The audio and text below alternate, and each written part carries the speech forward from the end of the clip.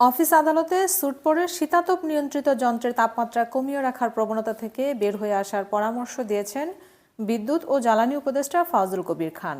শনিবার দুপুরে রাজধানীর উত্তরায় বাংলাদেশ পোশাক প্রস্তুতকারক ও রফতানিকারক সমিতি ভবনে নবায়নযোগ্য বিদ্যুৎ উৎপাদন নিয়ে আয়োজিত সেমিনারে তিনি এই পরামর্শ দেন।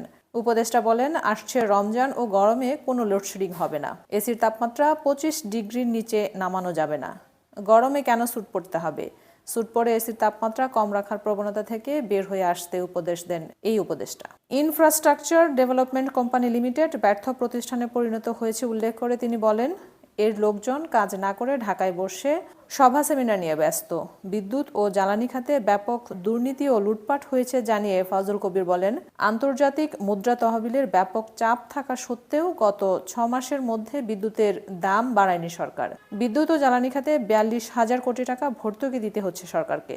গ্রাহকরা প্রতি ইউনিট বিদ্যুতের জন্য সরকারকে দেয় 8.90 টাকা, অথচ সরকার কেনে 12 টাকায়। ভবিষ্যতে যারা নতুন করে লাইনের গ্যাস চাইবে তাদের বাড়তি দাম দিতে হবে বলেও জানান জ্বালানি উপদেষ্টা। তিনি বলেন, 70 টাকায় গ্যাস কিনে সরকার কম দামে দিতে পারবে না।